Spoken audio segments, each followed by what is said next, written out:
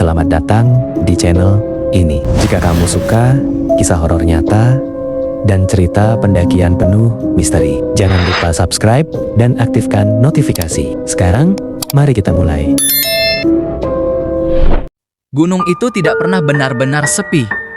Bahkan saat tidak ada pendaki lain, tetap ada yang mengawasi. Awalnya aku mengira itu hanya perasaan, sampai suara langkah kaki itu terus mengikuti kami. Padahal kami hanya berempat, tersesat di gunung yang tidak pernah sepi. Aku tidak akan menyebutkan nama gunungnya secara detail. Yang jelas, gunung ini terkenal indah, tapi juga dikenal memiliki penjaga. Peristiwa ini terjadi 3 tahun lalu. Kami berempat mendaki saat musim kemarau. Cuaca cerah, jalur ramai, dan tidak ada tanda-tanda bahaya. Pendakian hari pertama berjalan normal. Kami sampai di pos terakhir menjelang sore. Kabut mulai turun pelan, tapi itu biasa di gunung.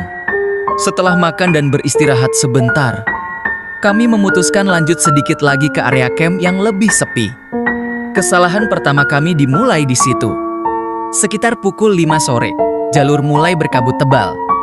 Anehnya, rombongan pendaki lain yang tadi di depan kami tiba-tiba tidak terlihat sama sekali. Suara mereka pun hilang.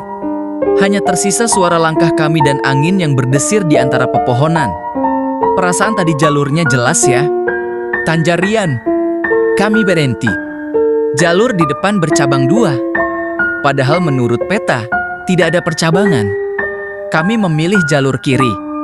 10 menit berjalan, suasana berubah. Hutan terasa lebih gelap. Pepohonan lebih rapat.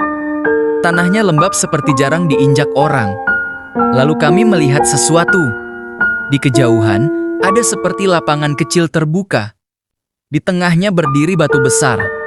Dan di sekitar batu itu, seperti ada beberapa orang duduk melingkar.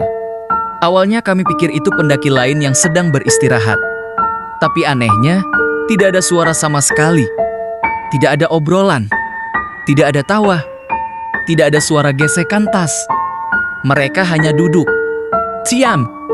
Menghadap ke batu besar di tengah. Rian melambaikan tangan. Mas. Tidak ada respons. Kami mendekat beberapa langkah. Dan kabut tiba turun lebih tebal. Dalam hitungan detik, sosok-sosok itu hilang. Benar-benar hilang.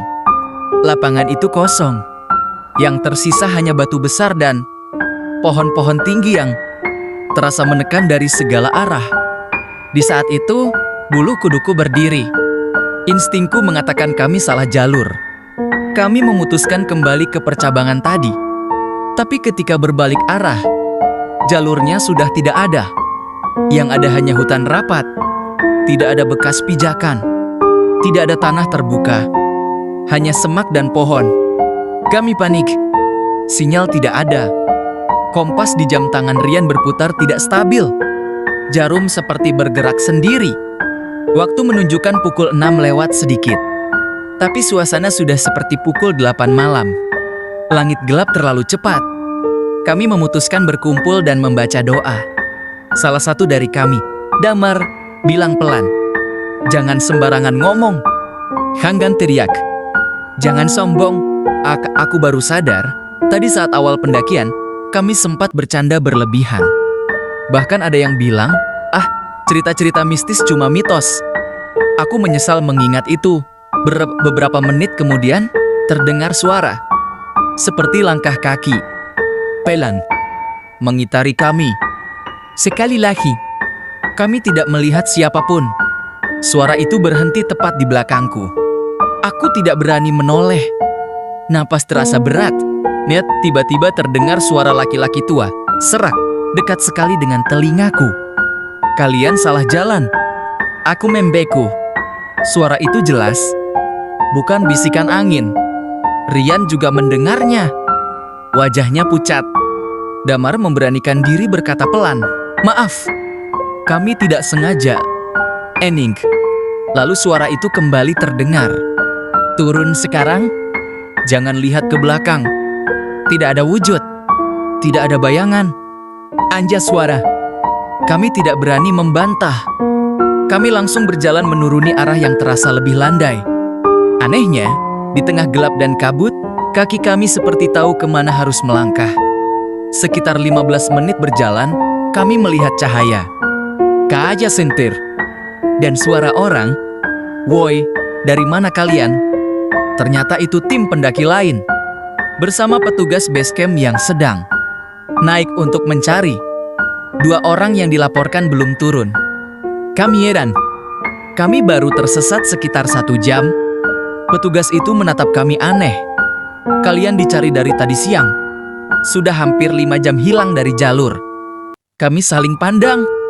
Jam tanganku menunjukkan pukul ke-18,4. Tapi menurut petugas, saat itu sudah hampir pukul ke-23,0. 5 jam. Kami merasa tidak selama itu. Kami dibawa turun malam itu juga. Sesampainya di base camp, salah satu warga tua bertanya, "Kalian lewat batu besar dan lapangan kecil ya?" Kami langsung terdiam. Ia mengangguk pelan. "Itu bukan jalur manusia." Ia tidak menjelaskan panjang lebar. Hanya bilang kadang ada pendaki yang diputar-putar jika tidak menjaga sikap. Sejak kejadian itu, aku tidak pernah lagi mendaki dengan sembarangan niat. Gunung bukan hanya tempat wisata. Ada yang menjaga. Ada yang tidak terlihat. Dan satu hal yang sampai sekarang masih membuatku merinding. Saat turun bersama tim pencari, aku sempat hampir refleks menoleh ke belakang. Untungnya aku ingat pesan suara itu. Jangan lihat ke belakang. Karena tepat di ujung kabut, sebelum bear meninggalkan hutan itu, aku sempat melihat siluet tinggi berdiri diam, mengawasi kami.